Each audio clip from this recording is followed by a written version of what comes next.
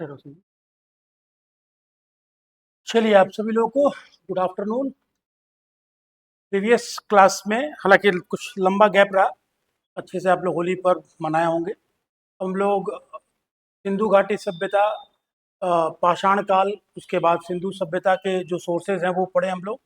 वैदिक कालीन सोर्सेज हमने देखा, यानी कि अभी तक हम लोग 600 BC यानी कि छठी शताब्दी तक के भारत के इतिहास को हम लोग अच्छे तरीके से पढ़े हैं। वैदिक का टेस्ट बचा हुआ है, वो टेस्ट भी हम लोग ऑर्गेनाइज करेंगे। ठीक है, तो अब आपका अगर टीजीटी के सिलेबस की बात करेंगे तो सिलेबस में आपका अगला सेगमेंट जो है वो है मगध। मगध का उत्कर्ष, आखिर मगध एक बड़े जनपद और आगे चलकर एक बड़ा साम्राज्य के रूप में कैसे विकसित होता है, तो इसकी पृष्ठभूमि को समझना पहले जरूरी है कि मगध का उत्कर्ष कैसे हुआ है। यानी कि आपको इसके लिए जानना होगा महाजनपद को, षोडश महाजनपद यानी महाजनपद काल को अच्छे से समझना होगा। तो ओवरऑल आपका जो नया सेगमेंट है वो होगा मौर्य काल के पहले की कंडीशन, है ना। तो इसको हम लोग क्या कहते हैं, प्राक मौर्य काल। इसको हम लोग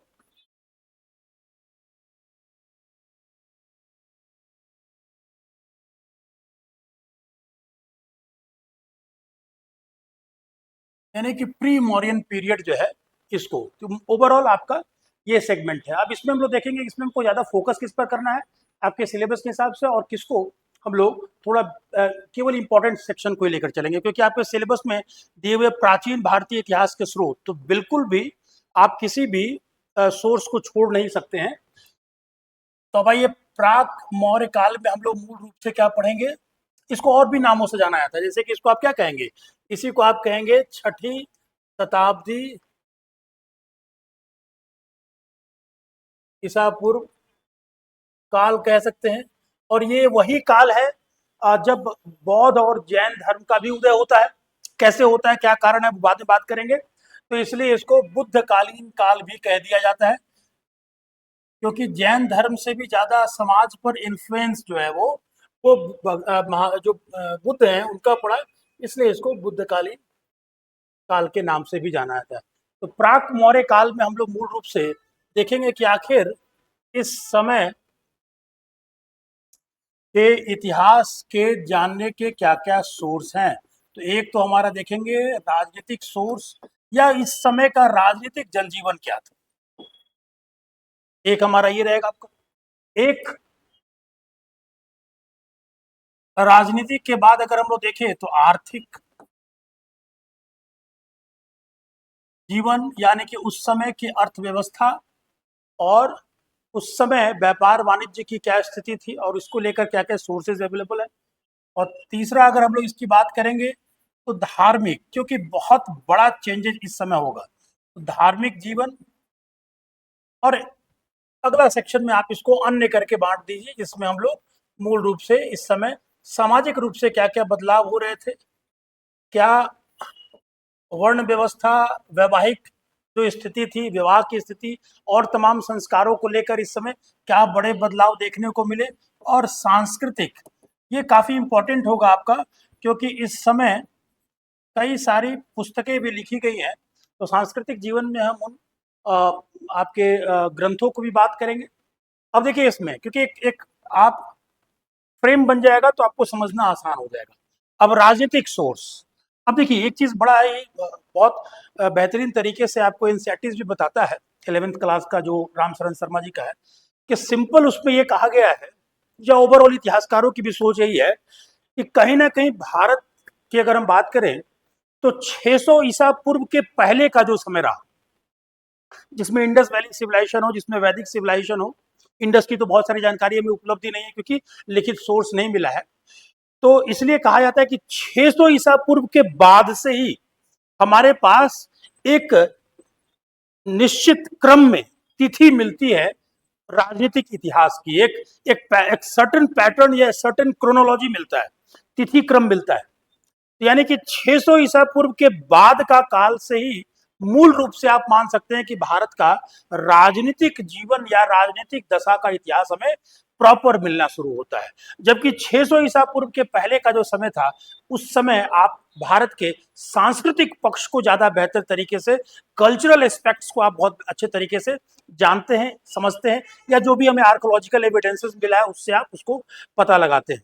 तो इसलिए ये बात ध्यान रखिएगा कि यहाँ ये 600 ईसा पूर्व से ही हमारा मूल रूप से एक निश्चित तिथि क्रम में इतिहास मिलता है। और यहाँ से हम लोग क्या देखेंगे, राजनीतिक स्रोत में इसमें हम लोग को मूल रूप से पढ़ना है महाजनपद। महाजनपद है ना, क्या है आगे बात करेंगे, पहले इसको समझ जाइए। फिर इसी में हम लोग देखेंगे कि इसी महाजनपद में भी और कुछ छोटे बड़े गणतंत्र जो रिपब्लिक गवर्नमेंट थी, गणतंत्रात्मक व्यवस्था, जिसको आप कभी भी भूल नहीं कीजिएगा कि आज का रिपब्लिक की तरह उस समय रिपब्लिक थी, वो एक प्रकार से कुलीन तंत्र हुआ करता था। ठीक है ना, वो कुलीन तंत्र था, या आप कह सकते हैं उसमें कि जो बड़े संभ्रांत लोगों का संघ मिलकर सरकार चलाती थी, उसको गणतंत्र की बात किया गया है आपका। और थर्ड, जिसमें आप देखेंगे कि इसी समय में विदेशी आक्रमणकारी भी आते हैं, यानी कि इसी समय आपका बाहर से कुछ हमले होंगे, जिसमें सबसे महत्वपूर्ण जो शुरुआती हमला होगा, ये पूछा जाता है कि भाई सबसे पहले बाह्य आक्रमणकारी कौन थे भारत में, जो बाहर से इन्वेजन करते हैं, तो उसमें आपका पहला नाम आएगा ईरानी। यानी कि आपके भारत का आप देख रहे हैं कि आज का पाकिस्तान से सटा हुआ ईरान का बेल्ट है, और पाकिस्तान तो कभी भी हमारा ही हिस्सा था, मतलब एक पूरा भारत का ही पार्ट हुआ करता था। तो इस ईरान में एक हकामनी डायनेस्टी हुआ करती थी, जिसमें डेरियस और तमाम ऐसे साइरस वगैरह किंग थे, जो भारत के उत्तर पश्चिम भारत में हमला करेंगे।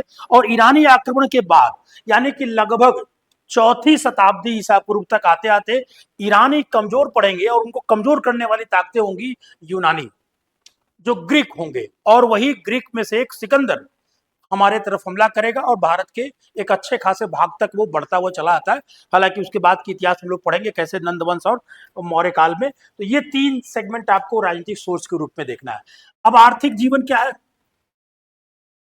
ये वो काल था जब आप कह सकते हैं कि लोहे का आविष्कार हम सबने पढ़ा कि लगभग 1000 ईसा पूर्व के आसपास क्या हो गया, आपका लोहे से लोग परिचित हो गए, व्यापक पैमाने पर उपयोग प्रारंभ हो गया। अब लोहे ने तमाम जो उस समय के जनजीवन थे उसमें एक क्रांतिकारी बदलाव लेकर आए। तो स्वाभाविक अस्त्र शस्त्र से लेकर खेती गृहस्थी मकान और तमाम चीजों में लोहे का व्यापक प्रयोग बढ़ा। इसका स्वाभाविक है कि फायदा जो है वो व्यापार वाणिज्य में भी मिला। और इसी कारण सिंधु सभ्यता में, जिसको हम लोग भारत की पहली नगरीय क्रांति या भारत की पहली अर्बन सिविलाइजेशन कहते हैं, नगरीय सभ्यता कहते हैं, उसके बाद अगर दूसरी अर्बनाइजेशन की जो या कह सकते हैं कि दूसरी नगरीकरण की जो प्रक्रिया देखने को मिलती है, वो इसी समय मिलती है। यानी कि तेजी से गांव विकसित हो रहे हैं, और गांव विकसित होंगे तभी नगर कस्बे बसेंगे आपका। तो एक ये बड़ा बदलाव देखने को मिलेगा आपको। तो इसके हम लोग कुछ पॉइंट को देखेंगे। द्वितीय नगरीकरण आखिर इसको क्यों कहते हैं, और इस समय आर्थिक जनजीवन में क्या बड़े बदलाव हुए। और थर्ड हम लोग देखेंगे इसमें धार्मिक जीवन। अब देखिए धार्मिक जीवन में इसको हमने पढ़ा, वैदिक काल पढ़ दिए, यानी कि वैदिक काल में हमने देखा कि चारों वेद और उनके ब्राह्मण ग्रंथ लिखे गए। हमने सब चीज हमने पढ़ा कि कौन कौन किस वेद के कौन से ब्राह्मण ग्रंथ है। आरण्य ग्रंथ की बात की हमने देखी, उपनिषदों की बात किया हमने। अब उसी ढंग से क्या हो रहा है कि अब 6ठी शताब्दी के बाद अब होगा क्या कि वेद को, वेद अपने आप में बहुत बड़ा आपका स्क्रिप्ट है, उस स्क्रिप्ट को सॉर्ट किया जाएगा। यूं कह लीजिए कि वेदों में से, किसी ऋग्वेद में से, सामवेद में से, अथर्ववेद में से आपको कोई अध्याय को निकाल कर उसको एक समराइज किया जाएगा। समराइज मतलब उसको संक्षिप्त व्याख्या किया जाएगा। और उस संक्षिप्त व्याख्या का कैसे हम लोग पढ़ते हैं कि एक पॉइंट हमने निकाला, एक दोहा निकाला, एक मंत्र निकाला और उसकी व्याख्या कर दिया। तो उस प्रकार की प्रोसेस जो है वो इस समय शुरुआत होती है। इसलिए इसमें हम लोग मूल रूप से क्या पढ़ेंगे, एक आएगा सूत्र काल।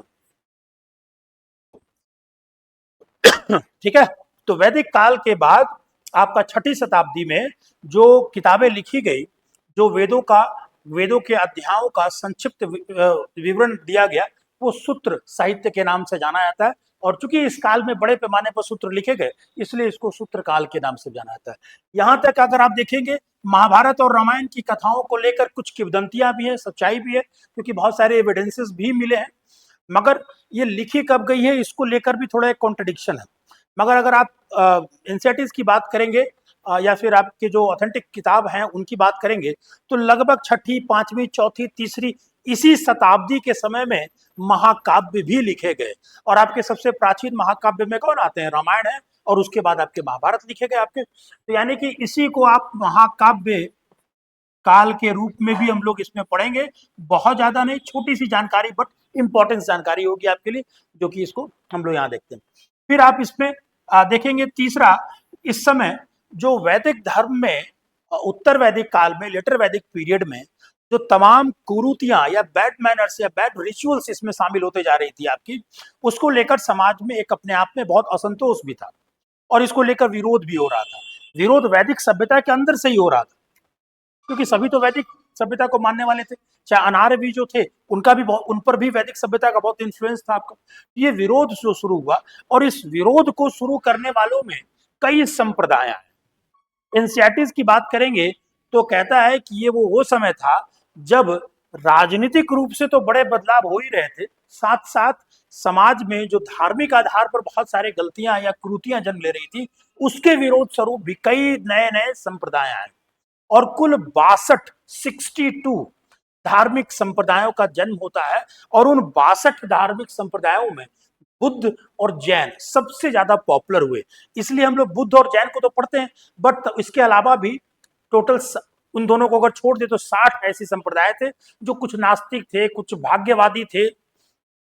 कई नाम हमने उसमें से कुछ इंपॉर्टेंस नाम का हम चर्चा करेंगे। तो इसके लिए मतलब कि इसमें हम लोग तीसरा में हम लोग देखेंगे कि बौद्ध एवं जैन एवं तथा इसमें हम लोग अन्य संप्रदायों की बात करेंगे।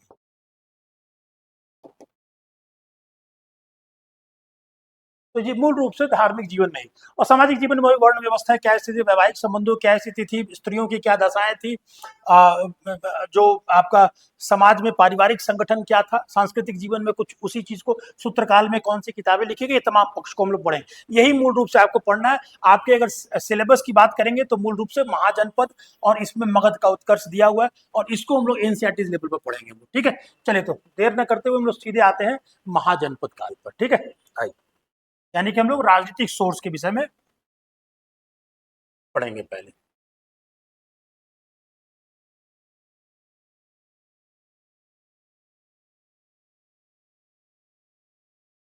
तो इसमें हम लोग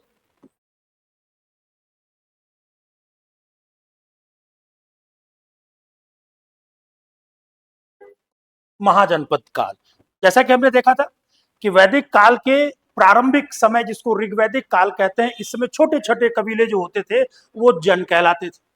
फिर जैसे जैसे समय बढ़ा, उत्तर वैदिक काल तक आते आते कई जन आपस में मिल गए, या मारपीट करके मिले हो, समझौता करके मिले हो, या वैवाहिक संबंधों के आधार पर ये दोनों गठजोड़ हो गया, और ये जन, छोटे छोटे जो कबीले जन जो थे, वो एकजुट होकर जनपद बन गए। और फिर यही जनपद आपस में संघर्ष, वैवाहिक संबंध या समझौते के माध्यम से महाजनपदों का रूप ले लेते हैं आपका। ठीक है ना। तो एक बहुत बड़ा राजनीतिक बदलाव यहाँ पर देखने को आपको मिलेगा। इसी कारण ये कहा जाता है कि भारत की राजनीतिक, तो आप इसमें कह सकते हैं कि प्राचीन भारत के राजनीतिक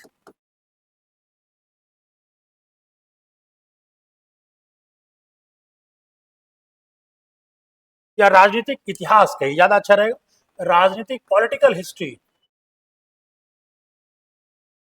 की शुरुआत छठी शताब्दी ईसा पूर्व में महाजनपद काल से मानी जाती है। जबकि इसके पहले क्या था, इसके पहले हम लोग सांस्कृतिक इतिहास की हमारे पास जानकारी होती थी। क्यों इसको कहा गया राजनीतिक इतिहास की शुरुआत? क्योंकि यहां से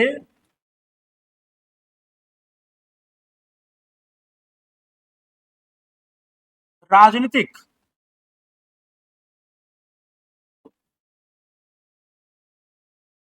इतिहास की जानकारी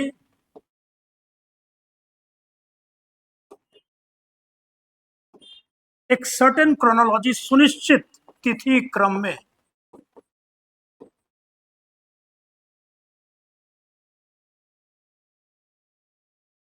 मिलती है। दूसरा कारण क्या हो सकता है?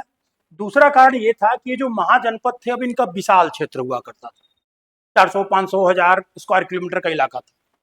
अब इतने बड़े क्षेत्र हैं तो राजा भी है और उसको प्रशासन को चलाने के लिए उनके मंत्री परिषद भी है।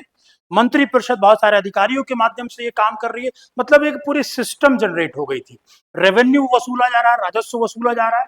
तो इस तरह से आप महाजनपद काल में ये सारे बदलाव भी ये बताते हैं कि राजनीतिक इतिहास की शुरुआत यहाँ से प्रॉपर होती है। ठीक है, अब आइए इसमें ये जो महाजनपद की बात की जाती है, इसके जो सोर्स हैं, यानी कि इस समय कौन कौन से राजवंश थे, इसकी जानकारी का दो प्रमुख सोर्स है। यूं तो कई सारे सोर्सेज में उस समय कौन कौन से वंश शासन करते थे अलग अलग क्षेत्रों में, इसकी जानकारी कई और किताबों में मिली, परंतु उसमें दो को सबसे ऑथेंटिक माना गया है। और वो कौन कौन से हैं? तो एक है अगुत्तर निकाय।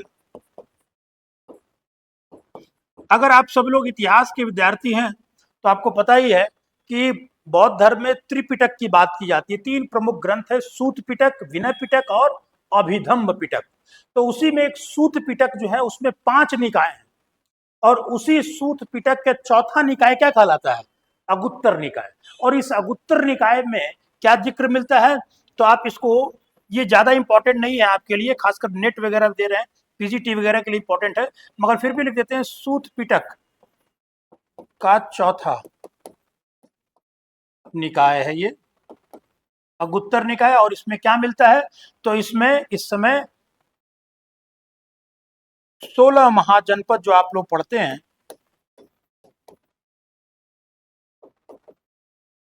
उल्लेख मिलता है, और इसी को सबसे प्रमाणिक सोर्स माना गया है। इसी को सबसे प्रमाणिक सोर्स यानी कि ऑथेंटिक सोर्स माना गया है, स्रोत माना गया है।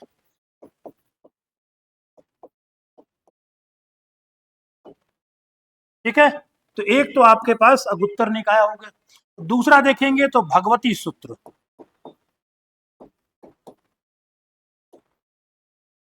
दूसरा है भगवती सूत्र। अगुत्तर निकाय किसने लिखा ये क्लियर नहीं है कि एक प्रकार से अगुत्तर निकाय क्या है, जिसमें महात्मा बुद्ध और उनके शिष्यों के द्वारा दिए गए उपदेशों का एक संग्रह है। तो किसी एक व्यक्ति ने नहीं लिखा है। जबकि भगवती सूत्र की बात करेंगे तो इसको लिखने वाले हैं जैन धर्म, ये जैन धर्म का एक ग्रंथ है, और ये जैन धर्म का ग्रंथ में मूल रूप से मुख्यतः ये जैन धर्म को आगे पढ़ेंगे हम लोग। मुख्यतः जैन धर्म का जो दो मूल संप्रदाय थे, उसमें एक श्वेतांबर, मुख्यतः श्वेतांबर संप्रदाय की किताब है भगवती सूत्र। और इसकी रचना किसने किया? तो इसकी रचनाकार जो है, क्योंकि देखिए कई बार क्या होता है कि आपने पढ़ लिया कि भाई पूछ दिया क्वेश्चन कि महाजनपदों का उल्लेख के कौन कौन से सोर्सेज हैं, तो भाई नीचे ऑप्शन में 4 हैं, उसमें से कोई एक नाम इसमें दिया, आपने बता दिया। अगर पूछ दिया इसी में कि भाई महाजनपदों का उल्लेख करने वाले भगवती सूत्र की रचना किसने की, रचनाकार कौन है, तो याद ध्यान रखिएगा इसके रचनाकार जो है वो सुधर्मा स्वामी, ये एक गणधर थे, मगर उसकी बात हम करेंगे जैन धर्म में, कंफ्यूजन होगा आपको। सुधर्मा स्वामी या फिर इनको सुधर्मन भी कहा गया है। ये गणधर थे, बड़े आचार्य थे, कह लीजिए कि महावीर स्वामी के समय भी रहे और महावीर की मृत्यु के बाद तक, ये कुछ वर्षों तक ये जैन धर्म का जो एक संघ था उसके अध्यक्ष थे। तो ये रचनाकार हैं, और इसमें भी 16 महाजनपदों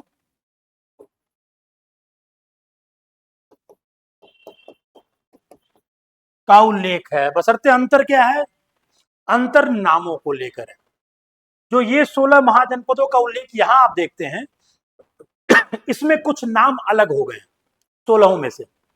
तो अब दोनों में एक चयन करने की बात थी कि इसमें कौन इसमें बेहतर चूज किया जाए, कौन ज्यादा प्रासंगिक दिख रहा है, तो उसमें इस 16 को ही एग्जैक्टली उठाया गया।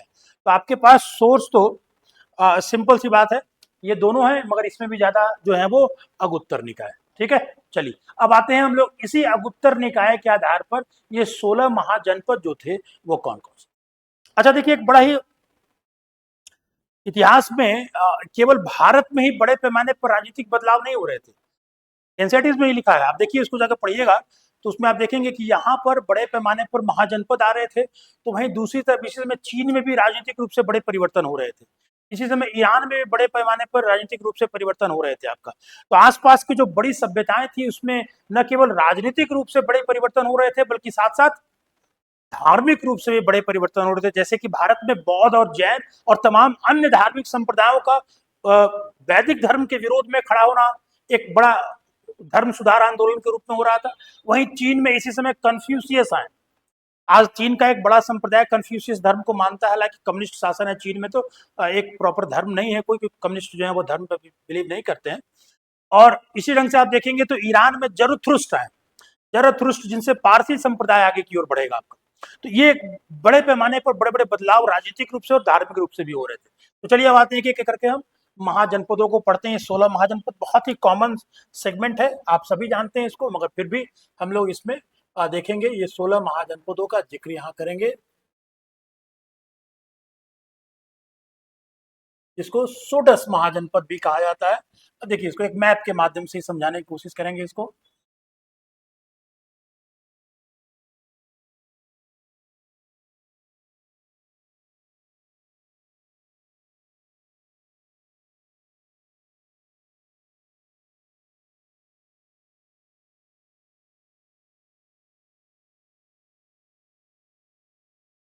ठीक है,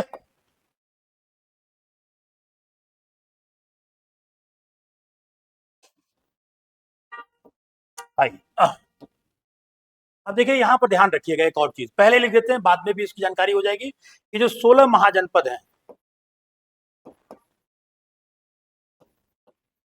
इस 16 महाजनपद में 14 जो हैं वहां पर राजतंत्र यानी कि ऑटोक्रेसी थी, राजाओं का शासन था और राजाओं का ही पावर शक्तिशाली होता था निर्णय में, और दो जो थे वो गणतंत्र थे,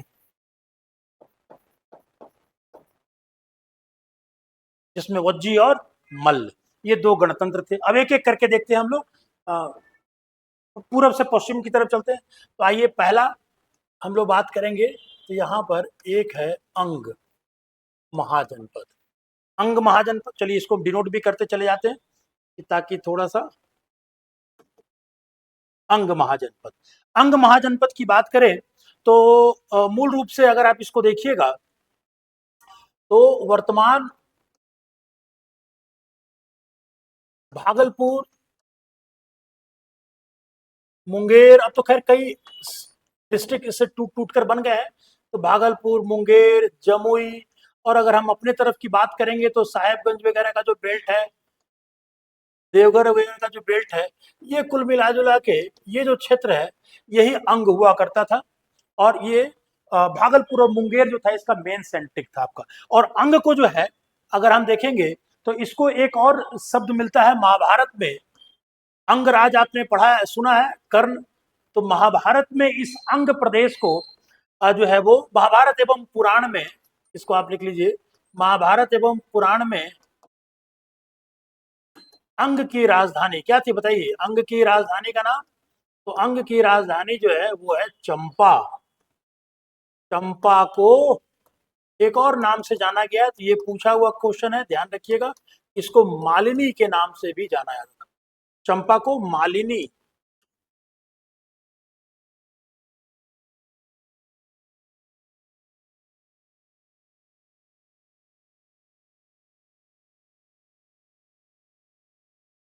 ठीक है, तो अंग लोकेशन आप देख लिए, सबसे पूरब स्थित महाजनपद, ऐसे भी क्वेश्चन आते हैं, सबसे पूरब में स्थित महाजनपद क्षेत्र देख लिया, चंपा इसकी राजधानी, जिसको महाभारत और पुराण में मालिनी के नाम से भी जाना गया है। और ये जो है यहाँ का अगर हम प्रमुख शासक की बात करें, शासक तो बहुत हुए होंगे, मगर इसमें जो जिनका कुछ ना कुछ इतिहास में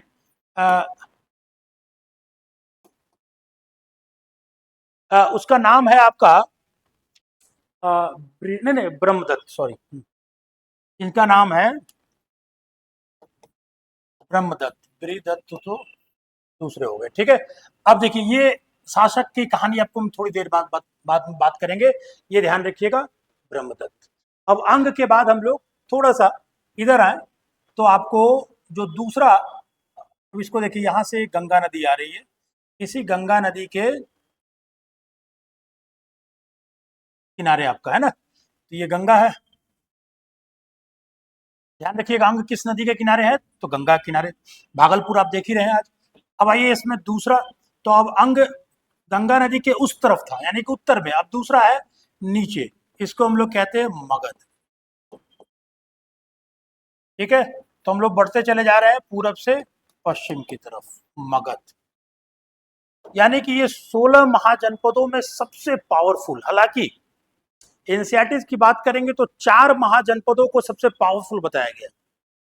एक मगध, एक अवंत एक मगध, एक अवंती, एक वत्स और एक कौशल।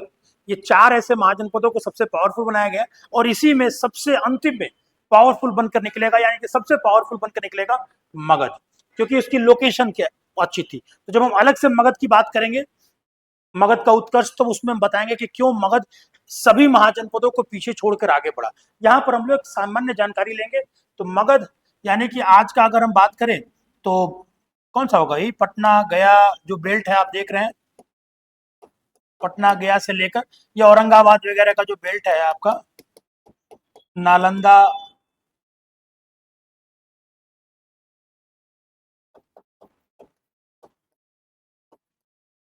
ये सब जो इलाका है, ये इसमें आपका शामिल होता है। यानी कि इसकी सीमा किससे टच कर रही है, इसकी सीमा जो है वो अंग से भी टच करती है।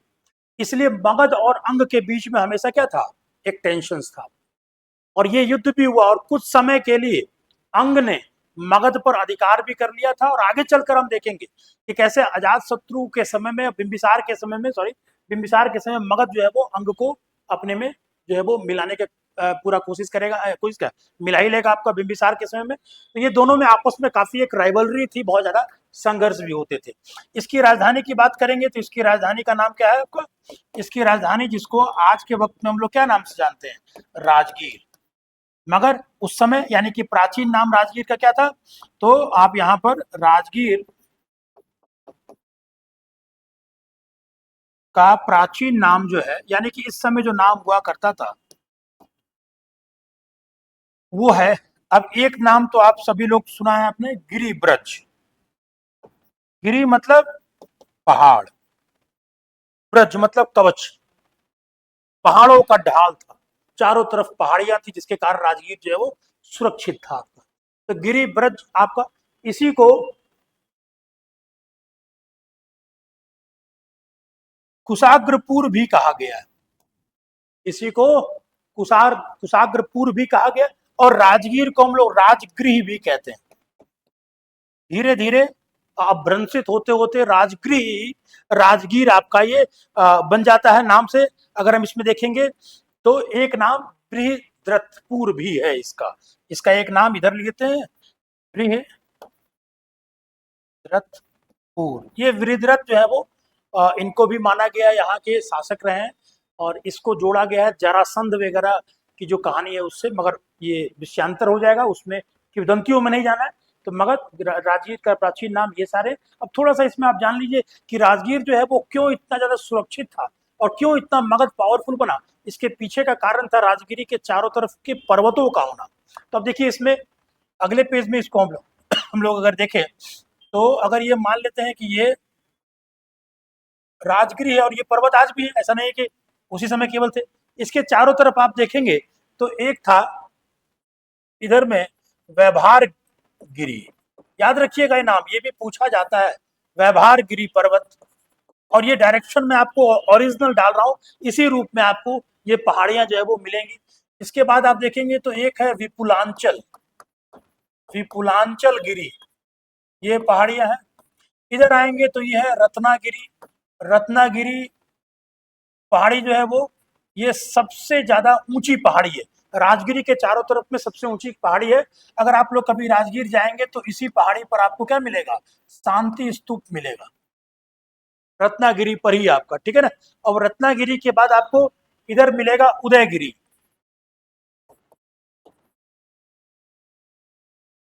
उदयगिरी की पहाड़ी, और इधर मिलेगा आपको सोनगिरी।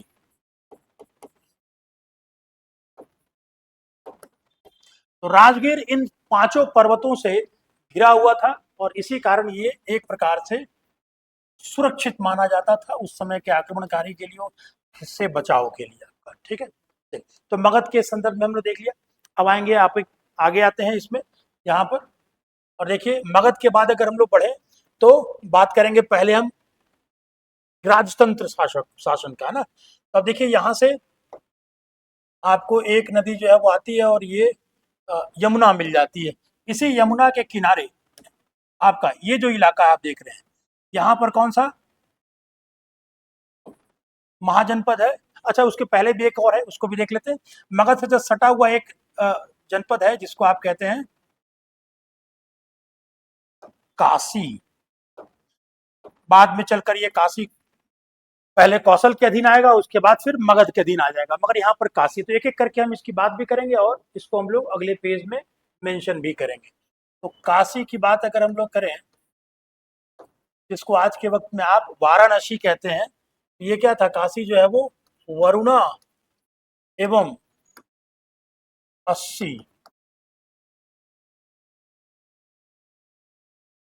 नदियों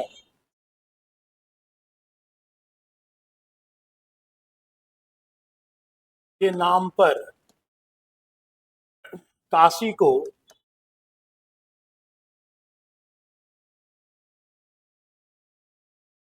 वाराणसी के नाम से भी जाना जाता है ना। ये मान लीजिए आप गंगा है, तो यहाँ पर आपकी वरुणा आ रही है, और यहाँ पर छोटी नदी है 80 नदी, और ये गंगा से मिल रही है, और इस ये पूरा बीच में पूरा आज का वाराणसी शहर भी है, और उस समय भी यही क्षेत्र हुआ करता था।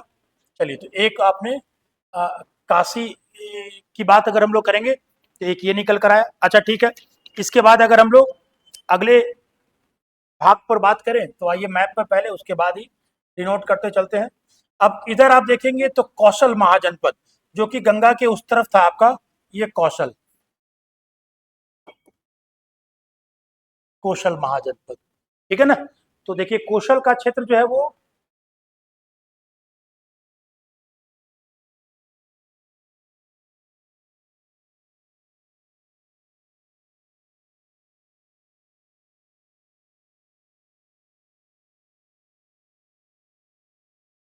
कौशल के क्षेत्र के अंतर्गत मूल रूप से कौन कौन से क्षेत्र आते हैं आपके, जो आज का वर्तमान अवध का क्षेत्र है,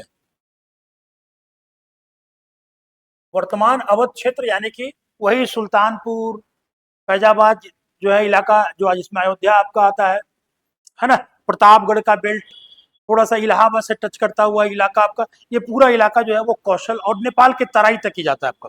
ये नेपाल के तराई तक के भाग को हम लोग कौशल महाजनपद के अंतर्गत शामिल करते हैं। तो अगर आप इसमें देखेंगे तो इसकी दो राजधानियां थी, ठीक है ना। तो इसकी राजधानी में अगर हम बात करें उत्तरी कौशल, तो उत्तरी कौशल की जो राजधानी है, यानी कि दो एडमिनिस्ट्रेटिव प्लेसेस यहाँ पर आपको मिलेंगे, जैसे कभी बिहार या झारखंड में भी एक रांची, तो दूसरा दुमका, तो कुछ वैसे उत्तरी कौशल की राजधानी जो है वो कहलाती है आपकी साकेत। और साकेत जो है वो आज का जो अयोध्या का जो क्षेत्र है, इसी को हम लोग साकेत के नाम से जानते हैं। आप सब जानते हैं सरयू नदी के किनारे है। और दक्षिणी कौशल जो है,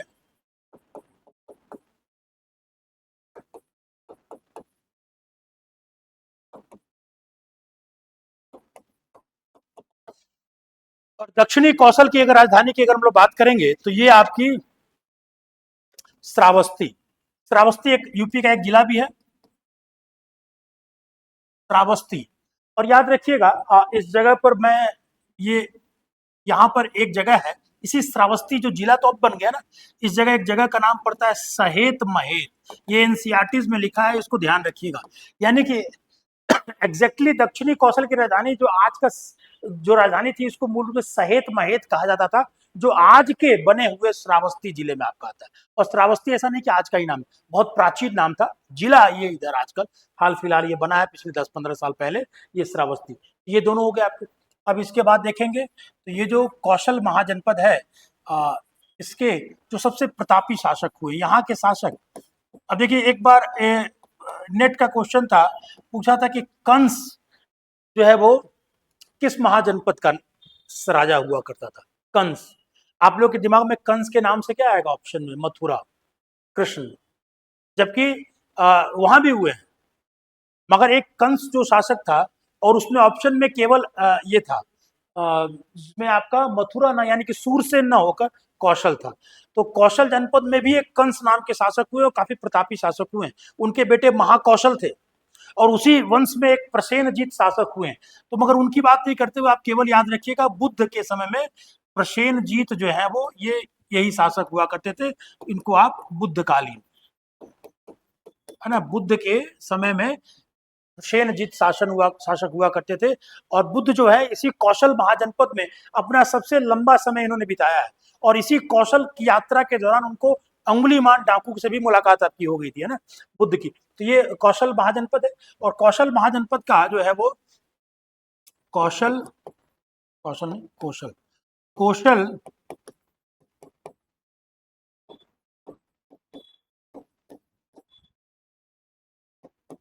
मगध से संघर्ष होता रहता था। क्या होता था संघर्ष? वो सब हम लोग जब बिंबिसार जाट शत्रु वगैरह की कहानी पढ़ेंगे तब उसमें हम लोग देखेंगे। ये दोनों के बीच अच्छी खासी राइवलरी होती थी। और जो टेंशन का सबसे बड़ा पॉइंट होता था काशी, काशी किसके अधिकार में होगा आपका।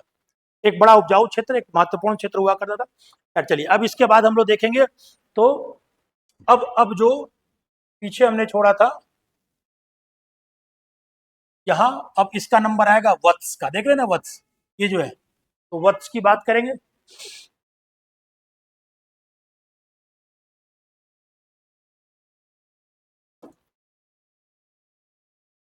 तो वत्स महाजनपद ये आज के वर्तमान जो प्रयागराज का इलाका है उसी से सटा हुआ जो कौशाम्बी का बेल्ट है,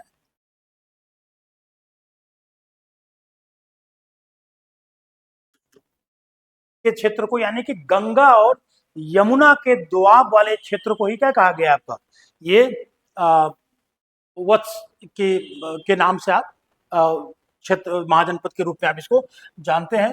और ये वत्स जनपद के विषय में एक और भी चीज याद रखिएगा। अभी एक किताब है विष्णु पुराण, और ये विष्णु पुराण क्या कहता है? ये कहता है कि अभी हम थोड़ी देर बाद आपको एक महाजनपद की बात करेंगे जिसका नाम है कुरु महाजनपद। और इसी कुरु पांडव जो क्षेत्र है ना, हस्तिनापुर, इंद्रप्रस्थ, ये इसी कुरु महाजनपद के थे। तो इसी कुरु महाजनपद के समय में एक शासक थे, महाभारत का युद्ध वगैरह खत्म हो चुका था और उसके बाद एक शासक बनेंगे नीचक्षु। और इस नीचक्षु के समय में कुरु महाजनपद के इलाके में, यानी कि आज के दिल्ली और पश्चिमी उत्तर प्रदेश के इलाके में बहुत व्यापक बाढ़ आता है। और उस बाढ़ के आने के बाद वहां से बड़े पैमाने पर राजा और प्रजा बड़े पैमाने पर यहाँ शिफ्ट की, बड़ी आबादी यहाँ शिफ्ट की। और इन्हीं लोगों के द्वारा वत्स महाजनपद की स्थापना की जाती है। ठीक है ना। तो इसमें विष्णु पुराण में क्या कहा गया? हस्तिनापुर, हस्तिनापुर आप सब जानते हैं, हस्तिनापुर की तुलना आज के किस शहर से की जाती है? मेरठ शहर से की जाती है। तो हस्तिनापुर के कुरु शासक, अभी बात करेंगे कुरु के विषय में। कुरु शासक नीचक्षु द्वारा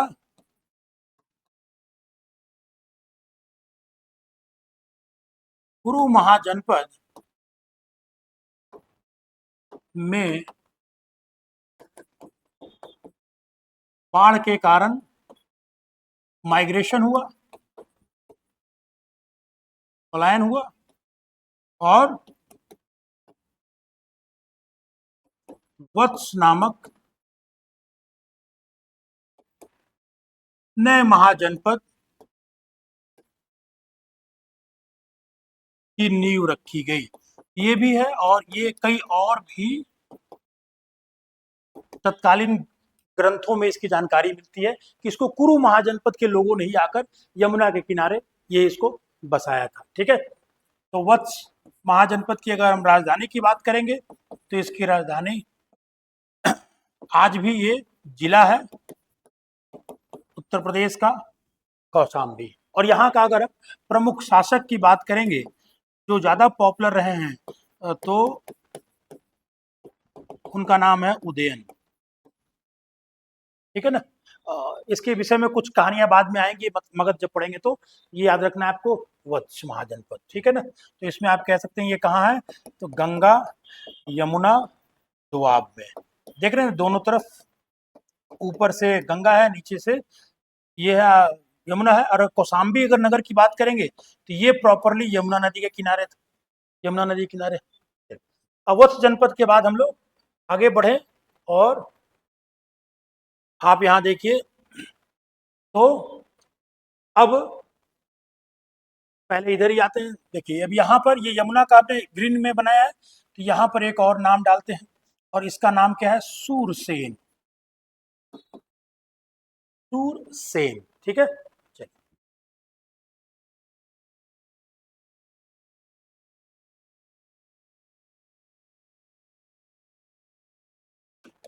सूरसेन महाजनपद। सूरसेन महाजनपद जो है ये आज का, वर्तमान का, उत्तर प्रदेश में बोले तो वर्तमान का ब्रज क्षेत्र, ब्रजवासी यानी कि ब्रज भाषा को बोलने वाले क्षेत्र, जैसे कि अगर इसकी हम बात करेंगे तो मथुरा का जो बेल्ट है, आगरा का बेल्ट है ना, ये सारे जो हिस्से हैं, ये क्षेत्र जो है ये ब्रजभाषी क्षेत्र है, ब्रज मंडल भी कहलाते हैं आपके। और सूरसेन का ये इलाका है। ठीक है ना।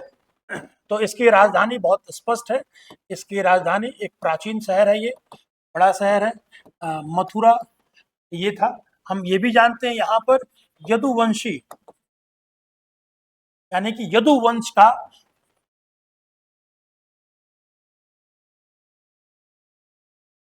शासक हुआ करते थे। कृष्ण के जो है वो ये यही इन्हीं सूरसेन महाजनपद से ही ये जुड़े हुए थे आप।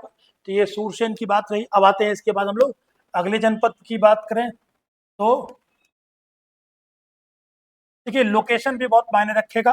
अब देखिए इधर, अब ये तो गंगा के दक्षिण में यमुना के किनारे था सूरसेन, याद रखिएगा, लिखे नहीं, मथुरा यमुना किनारे है, आप सब जानते भी हैं। अब इधर देखिए यहाँ पर कौशल से जब इधर आएंगे तो यहाँ पर एक क्षेत्र मिलेगा, और इसको क्या कहा गया है, पांचाल को कहा गया है, पांचाल। ठीक है ना। तो ये गंगा के उत्तर का इलाका है, और यहाँ पर गंगा से राम गंगा आकर मिलती है, यानी कि गंगा के उत्तर राम गंगा वाले इलाके में जो जनपद विकसित था उसको हम लोग क्या कहते हैं, पांचाल। पांचाल क्षेत्र, यानी कि इसमें अगर हम बात करें तो वर्तमान में बरेली, शाहजहांपुर, अगर आप थोड़ा सा एटलस देखेंगे तो ये सभी रीजन आपको दिखेगा, मुरादाबाद, कन्नौज,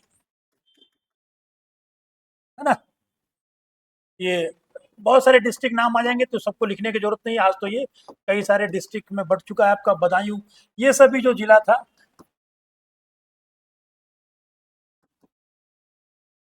ये इसमें आज के वक्त में पांचाल का इलाका आपका शामिल होता है। अब ये पांचाल महाभारत में भी आपने पढ़ा है, पांचाली के विषय में आपने, इसकी भी दो राजधानी थी। उत्तरी पांचाल की अगर हम बात करें, उत्तरी पांचाल क्योंकि राजधानी दो इसलिए रहे होंगे क्योंकि कम्युनिकेशन बेहतर नहीं था उस समय, परिवहन उतनी थी नहीं, तो दो एडमिनिस्ट्रेटिव विंग बनाए जाते थे कि ताकि क्षेत्र का प्रशासन अच्छे तरीके से हो सके। तो उत्तरी पांचाल की जो राजधानी है, उत्तरी पांचाल की राजधानी की अगर हम बात करें तो ये है अहिछत्र। ठीक है ना, अहिछत्र, यानी कि इस क्षेत्र को हम लोग किस जिले में आज, बरेली के इलाके को अहिछत्र के नाम से जाना गया है।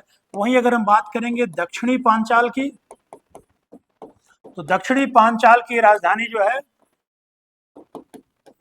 ये थी आपकी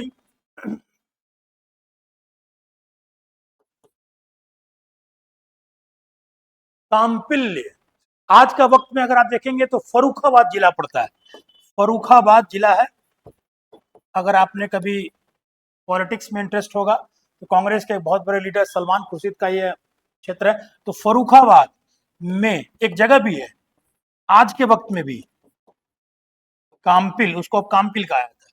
तो फर्रुखाबाद जिला का ये काम्पिल क्षेत्र है जो ये आपकी पांचाल की राजधानी हुआ करती थी। कभी कहा जाता था कि ये कुरु और पांचाल दोनों मिलकर एक साथ शासन चलाया करते थे, कभी नहीं बनी तो अलग भी हो गए, कभी बना तो साथ में थे। तो बहुत लंबे समय तक ये दोनों एक साथ ही मिलकर शासन भी चलाए हैं। तो ये पांचाल की कहानी रही आपकी। अब आइए इसके बाद हम लोग देखेंगे अगले महाजनपद को। तो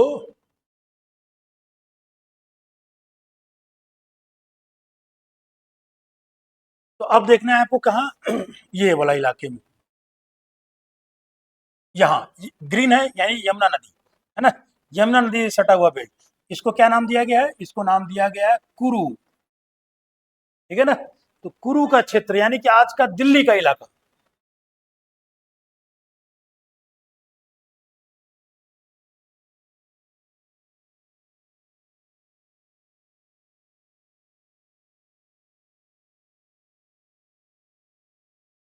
कुरु महाजनपद कौरव पांडव है ना, ये इसी क्षेत्र से थे आपके। तो वर्तमान का इसमें वर्तमान दिल्ली और दिल्ली से सटा हुआ जो पश्चिमी उत्तर प्रदेश का इलाका है जिसमें आपका मेरठ, अलीगढ़, बुलंदशहर वगैरह का जो बेल्ट है, तो पश्चिमी उत्तर प्रदेश और थोड़ा सा हरियाणा का जो इलाका है,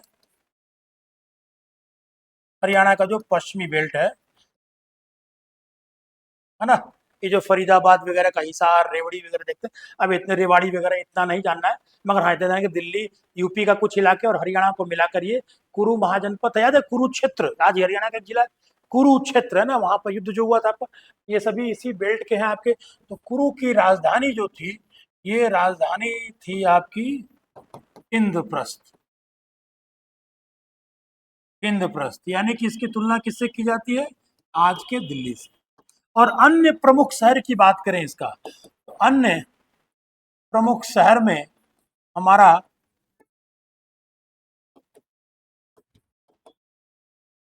हस्तिनापुर, और ये हस्तिनापुर का इलाका जो इसी पश्चिमी उत्तर प्रदेश का जो इलाका है उसमें मेरठ में स्थित था। यही कुरु के क्षेत्र में बाढ़ आया तो यहाँ के लोग जाकर वत्स महाजनपद की स्थापना करते। काफी समृद्धशाली इतिहास रहा है, पूरी महाभारत की कहानी है इसी कुरु महाजनपद के इतिहास से जुड़ी हुई है आपकी। ये इंपॉर्टेंट हो गया आपका। अब आइए इसके बाद हम लोग देखते हैं फिर अगले महाजनपद की।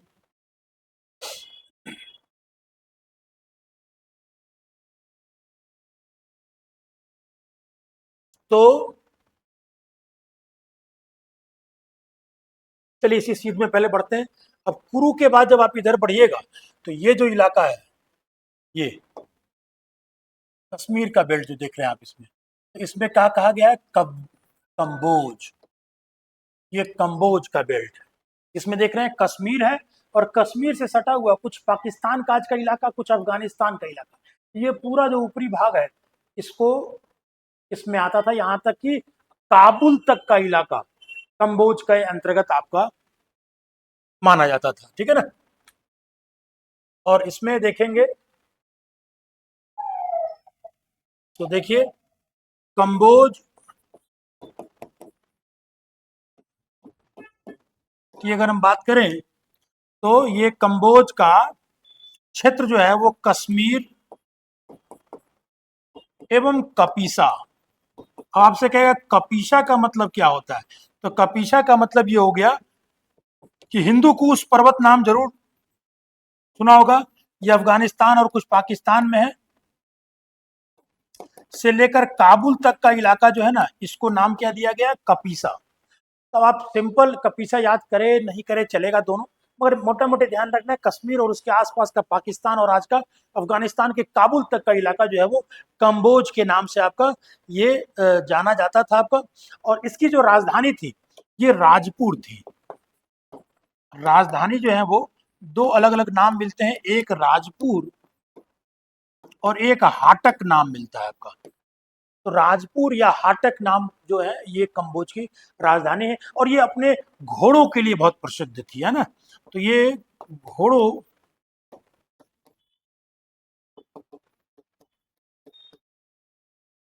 उन्नत नस्ल के घोड़ों के लिए काफी प्रसिद्ध हुआ करता था आपका। और चूंकि पश्चिमोत्तर भाग से सटा हुआ था, तो आक्रमणकारी जो उधर से बाद में आएंगे भी, तो उनको सबसे पहले यहीं पर सामना करना पड़ेगा। तो भारत में जंग की शुरुआत भी यही सब क्षेत्रों से शुरुआत होती है। तो अब देखिए, कंबोज के बाद अगर हम बात करेंगे तो यहाँ अब ये देख लीजिए, कंबोज के बाद इधर का इलाका, देखिए पाकिस्तान का भी मैप को अगर हम ड्रॉ करें तो आज के वक्त में कुछ इस प्रकार से ये पाकिस्तान का इलाका आता है।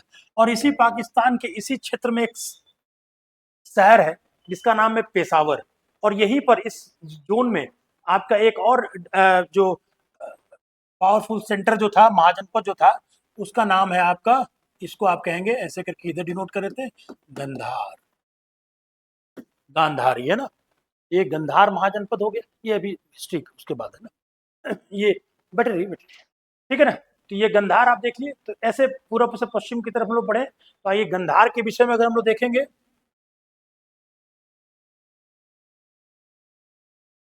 तो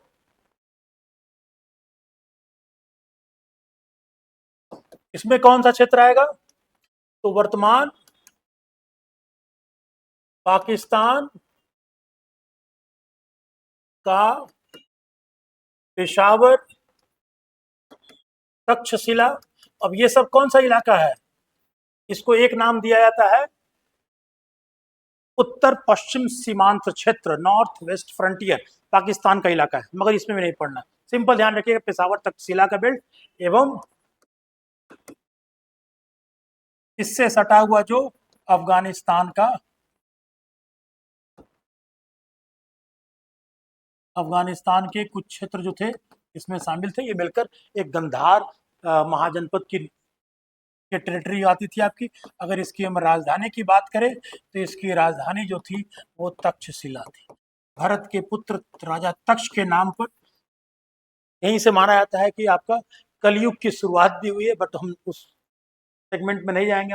तो तक्षशिला इसकी राजधानी थी। एक उस समय ये एक बड़ा शिक्षा का केंद्र के रूप में डेवलप होगा। आगे चलकर आप देखेंगे कि मौर्य काल में जो चाणक्य की बात आती है वो यहीं के आचार्य थे। तो बड़ा एक क्षेत्र तक्षशिला का इलाका। अब इसमें हम लोग देखेंगे तो एक अन्य नगरों में बात करें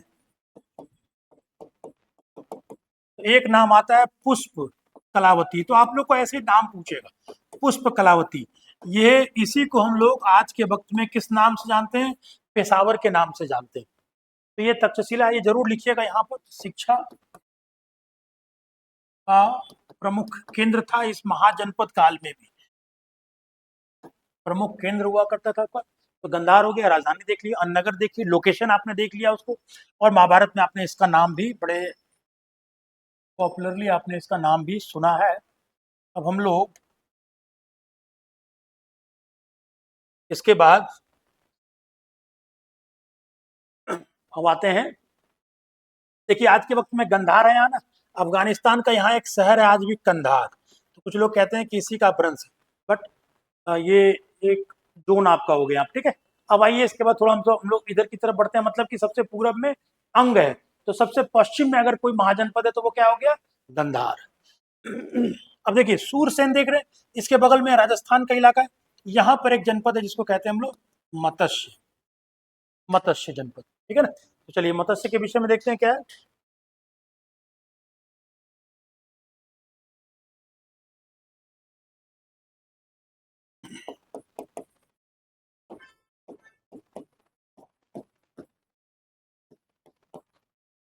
मत्स्य महाजनपद, तो मत्स्य महाजनपद जो है ये वर्तमान में, जो आपने जयपुर शहर का नाम सुना है, उससे सटा हुआ अलवर शहर का नाम सुना है, उससे सटा हुआ आपने भरतपुर जिला का नाम सुना है, ये पूरा बेल्ट जो था ये आज उस समय का मत्स्य महाजनपद था। तो वर्तमान में जयपुर, अलवर, भरतपुर, केवलादेव नेशनल पार्क आपने सुना होगा, इत्यादि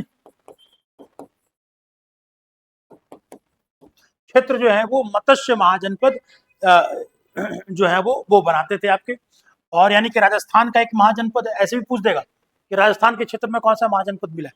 ये हो गया आपका। अगर इसकी राजधानी की अगर हम बात करेंगे तो राजधानी जो है वो विराटनगर, राजा विराट के नाम पर विराटनगर जो है वो यहाँ की राजधानी है। और बाकी ये राजस्थान का इलाका हो गया। फिर आइए इसके बाद हम लोग अगले जनपद की बात करेंगे। तो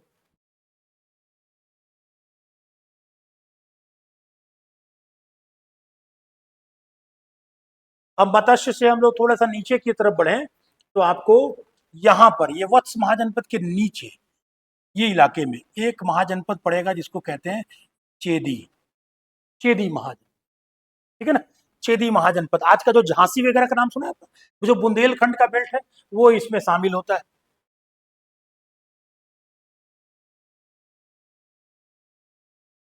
तो आइए चेदी या चेती के नाम से इसको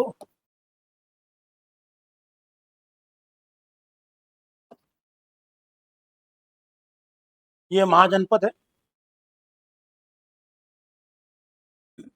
अब इसमें देखिएगा तो ये जो जनपद है वर्तमान के वर्तमान में जो, हाँ, बुंदेलखंड का जो इलाका है, बुंदेलखंड क्षेत्र, जैसे कि जो झांसी ललितपुर वगैरह का जो बेल्ट है, महोबा का बेल्ट है, तो एक ही नाम से समझिएगा झांसी ललितपुर। जहाँ से आप लोग इतिहास में पढ़ेंगे दशावतार मंदिर वगैरह मिला है ना। तो ये बांदा जिला का जो इलाका पड़ता है, चित्रकूट का इलाका पड़ता है, बट उतना नहीं। ये मोटा मोटी आपको ध्यान रखना है, बुंदेलखंड क्षेत्र। और कहा जाता है कि ये क्षेत्र का विस्तार जो है आज के उड़ीसा तक था। और आगे चलकर आप जो प्रथम शताब्दी में राजा खारवेल होंगे उनका भी संबंध जो है वो इसी चेदी वंश के एक शाखा से लगाया जाता है, ठीक है ना, जिनको महामेघवाहक वंश भी कहते हैं और चेदी वंश भी कहते हैं। यहाँ के एक शासक थे जिसके विषय में जरूर ध्यान रखिएगा। महाभारत के युद्ध में आप लोग के लिए होमवर्क है, शिशुपाल कौन थे जरा बताइएगा। इनकी कहानी जो है वो इनसे जुड़ जाती है। तो ये यहाँ के प्रमुख शासक हैं चेदी। और अगर हम इसकी राजधानी की बात करें तो सोत्थीवती, सोत्थीवती कहिए। और महाभारत में इसको नाम दिया, महाभारत में जो नाम मिलता है वो मिलता है सुक्तिमती, मिलता जुलता नाम है, थोड़ा भ्रंशित नाम है, बस यही है आपका। और एक आखिर में हम लोग राजतंत्र जो था, यानी कि हम लोग का ये लिस्ट में 13वां नाम होगा आई थिंक। अब इसमें देखिएगा, और यहाँ पर आपको एक नदी है जो ये जा रही है जिसको आप कहते हैं गोदावरी नदी। और इसी गोदावरी नदी के तट पर आपका एक महाजनपद था, यानी कि भारत में विंध्य पर्वतमाला के नीचे एकमात्र महाजनपद है, ठीक है ना। विंध्य पर्वतमाला, सारे जनपद जितने भी आपने पढ़े वो सभी ऊपर हैं विंध्य पर्वत के। विंध्य पर्वत के दक्षिण में एकमात्र अस्मक महाजनपद ही आपका था। और इसमें हम लोग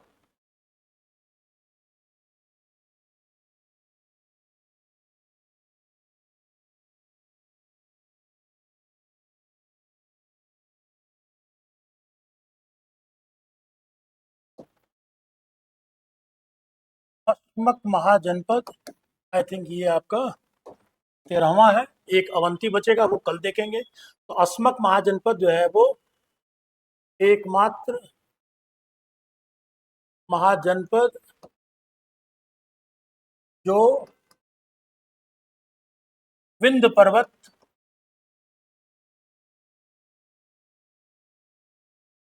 के दक्षिण में स्थित, हालांकि अवंती का भी क्षेत्र का कुछ हिस्सा आता था, बट ये प्योरली जो था ये विंध्य पर्वत के दक्षिण में स्थित आपके महाजनपद में है, ठीक है। आज की अगर हम बात करेंगे तो ये जो है ये गोदावरी नदी